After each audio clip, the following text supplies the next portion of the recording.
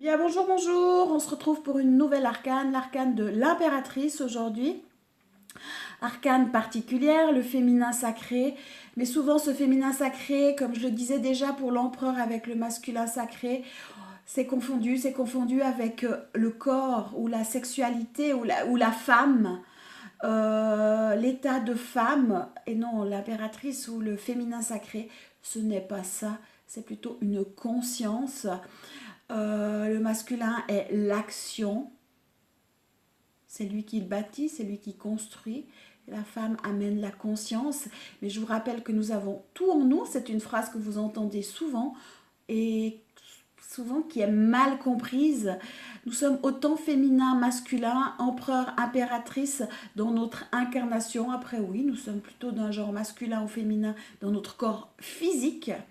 Mais intérieurement, nous avons les deux. Donc ne cherchez pas ou ne jetez pas la pierre sur l'homme à l'extérieur parce que c'est encore une illusion. Parce qu'en fin de compte, c'est vous-même, c'est vos constructions du masculin qui se reflètent à l'extérieur et le chemin doit se faire à l'intérieur. Donc, quel est le message de l'impératrice du tarot-thérapie? Je vous rappelle que ce tarot-thérapie, 22 arcanes majeurs, les arcanes du tarot de Marseille, qui, à travers les images que vous pouvez connaître à travers ce tarot de Marseille, représentent ou se mettent en miroir l'aspect distorsionné, nos constructions que nous avons de façon inconsciente la plupart du temps, et qui ont vibré sur la séparation originelle, sur le voile de l'oubli. On s'est cru séparés et on nous sommes construits. Et elles sont reflétées à travers ce tarot de Marseille. J'ai recanalisé chacune des arcanes majeures, 22, pour ramener à l'unité. Unité que vous avez déjà en vous, qui est peut-être éteinte, on n'est pas sur la bonne fréquence. Où je dis toujours, il y a plein de paquets cadeaux autour et puis de déchets et de détritus. C'est nos charges mémorielles, c'est nos constructions, c'est nos scories, les implants, etc., etc. Qu'on doit, et cette partie de nous unifiée est à réveiller, à réactiver. Et c'est comme ça que fonctionne le tarot-thérapie avec les arcanes unifiés. Il va aller réveiller ce que vous avez déjà en vous. Après, c'est votre job de laisser dissoudre vos propres illusions pour vous décrocher du collectif, des principes et des concepts un peu New Age, enfin même très New Age, où on s'accroche au passé au lieu d'aller dans nos propres, notre univers, notre royaume, notre divinité, car je vous rappelle, nous avons tout en nous, au niveau information. Pour faire le changement, il est nécessaire d'aller au sein même de l'ADN, au sein même de la cellule, et de laisser réveiller cette information unifiée, laisser dissoudre les distorsions. C'est du job, je m'en cache pas, ça demande encore et encore. Mais là, moi, je vous propose les outils qui m'ont facilité, ou enfin que j'ai créé pour moi, pour me faciliter le chemin. Alors oui, pendant tout mon chemin, j'ai été ou je suis toujours connectée. Et par contre, ça ne veut pas dire que c'est plus facile. Parce que les intégrations, ça se vit, ça ne s'apprend pas, ça ne se mentalise pas comme je vois souvent, et ça je trouve important de le répéter. On va le voir aussi avec l'impératrice aujourd'hui. Ça se vit à l'intérieur du corps. Donc vous n'auriez pas de théorie, vous n'écouteriez, vous ne liriez rien du tout, que vous pouvez faire ce chemin intérieur sans avoir de concept. C'est peut-être même plus facile, moi je ne sais pas, je suis quelqu'un qui ne lit pas, parce que je dois tout vivre à l'intérieur de moi et ressentir. Donc c'est peut-être ça ma force qui a fait que je peux faire le chemin, ou que j'ai pu faire le chemin.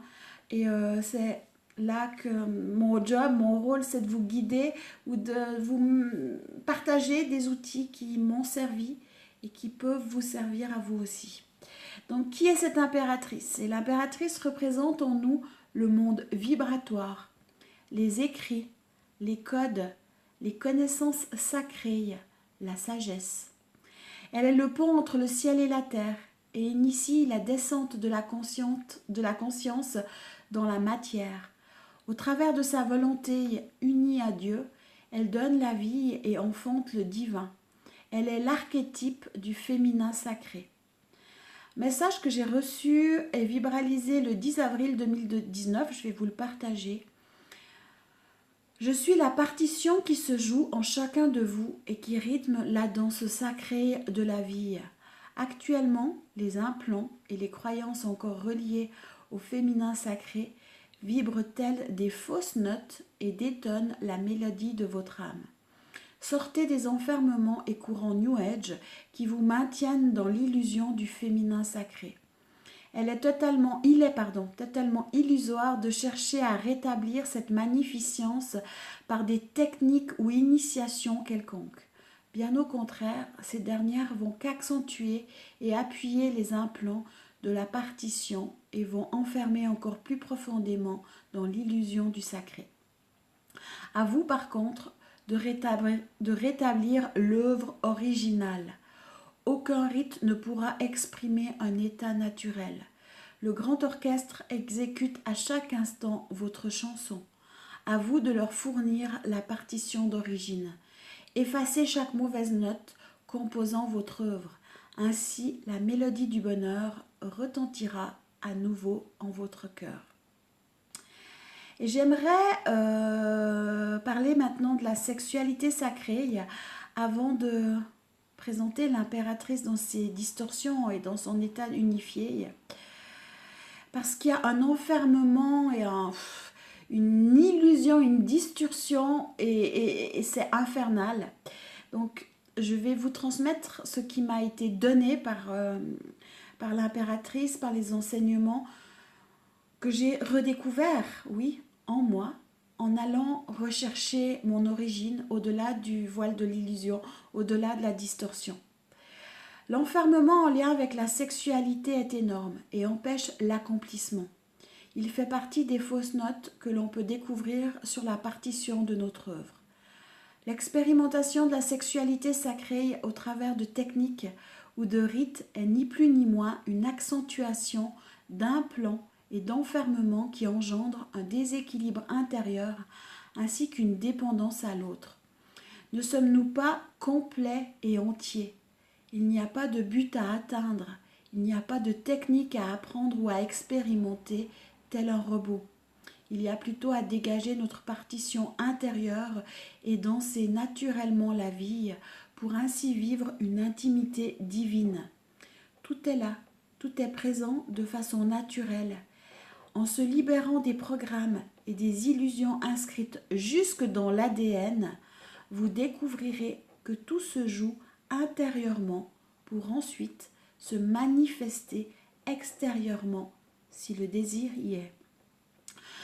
Pour vous donner un exemple en lien avec le tantrisme, d'un aspect vibratoire, j'observe des entités dites de lumière qui sont des rabatteurs pour la matrice falsifiée d'ascension et qui se nourrissent des failles émotionnelles non conscientes et implantent une illusion qui crée un voile chimérique autour de la personne. Ce voile est constitué de données erronées en lien avec l'amour et le besoin de l'autre pour être accompli. En principe, ça va toucher les engrammes collectifs reliés à la religion comme la femme impure et tentatrice. Au risque d'en décevoir plus d'un, le tantrisme est encore une religion extérieure qui enferme dans une doctrine. C'est un piège important que l'on trouve par exemple chez les flammes jumelles à la recherche d'accomplissement ou à incarner le couple divin. Au moment même où cet encodage est effacé, le voile se lève et une mélodie harmonieuse se met à vibrer en nous dans le silence de notre temple intérieur. Alors je sais que ça peut être difficile d'entendre ça. Peut-être que votre mental égo va être un peu bousculé, mais je pense qu'il est important, après chacun fera son chemin, de conscientiser que nous sommes entiers, que le masculin est l'action, mais c'est nos actions de tous les jours, c'est nos actes, et que le féminin, c'est notre conscience, c'est nos codes, que nous avons déjà, et on n'a pas à se relier à un passé dépassé qui souvent vibre sur du karmique, que je rappelle qu'on doit dégager. Toutes ces charges mémorielles sont à dégager pour aller retrouver l'être unifié, l'être merveilleux que nous sommes tous, l'être entier que nous sommes tous. Et c'est important de prendre conscience de ça pour sortir de l'illusion. Mais maintenant, qui est l'impératrice dans son aspect distorsionné? Quelles sont nos constructions dans la distorsion, ou comment peut-on l'observer à l'extérieur de nous? Mais attention, si vous l'observez chez votre voisin, chez votre maman, chez votre conjointe, n'oubliez pas qu'il s'agit de vos constructions intérieures distorsionnées, qu'il s'agit de vos croyances. Peut-être que si je parle de croyances, c'est plus facile, et que vous vibrez ça dans votre ADN. Pour le mental, je sais, c'est difficile, mais c'est vraiment dans votre ADN qu'il va falloir aller laisser dissoudre cette information. Donc l'impératrice distorsionnée est une personne qui a peur du danger, du manque et qui a la crainte de l'avenir. Elle accumulera les réserves excessives, juste au cas où. Jalouse et possessive, elle sera facilement sur la défensive et verra toujours ce qui ne va pas. Ses peurs excessives la conduisent à être surprotectrice avec son entourage, voire même écrasante. C'est une personne qui manque d'honnêteté et de franchise et qui est capricieuse et changeante. Ses actions et raisonnements sont superficiels et je dirais même sans raisonnement total. Maintenant, qui est l'impératrice dans son aspect unifié? L'impératrice unifiée est une personne avec un amour infini pour tout ce qui l'entoure. Elle est maternelle. Maternelle avec le grand M. Amour inconditionnel. Elle regarde, écoute et comprend chaque situation et personne avec tendresse et bienveillance. Elle est protectrice, elle permet de grandir et de s'épanouir afin de trouver sa propre liberté. C'est une personne dans le dialogue. Il coule en elle une sagesse et elle fait preuve de discernement. Elle affirme ses choix et décide de sa vie. Dans son accomplissement, elle s'abandonne entièrement à l'énergie créatrice qui s'accomplit à travers elle, telle une danse sacrée. Je vous souhaite énormément de plaisir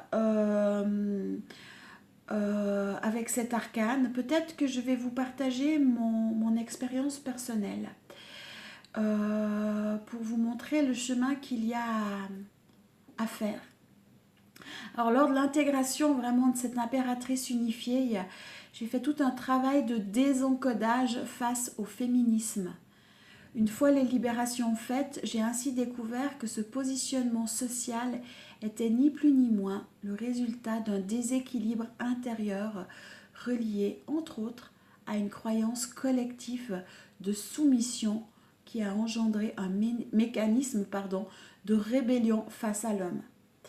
D'un point de vue vibratoire, maintenant, je peux observer même des entités qui se nourrissent des failles émotionnelles des personnes se disant féministes et qui enferment dans une fausse note vibrant la colère.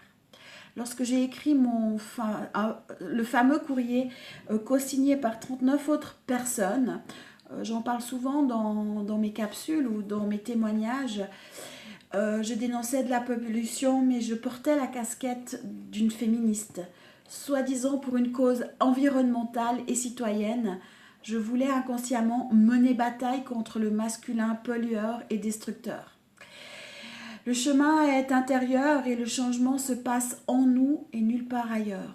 Ce qui est perçu par nos yeux physiques est en réalité que la projection de nos données falsifiées intérieures. En comprenant ce phénomène, tout devient plus facile et ainsi chacun reprend son pouvoir et trouve sa place de créateur.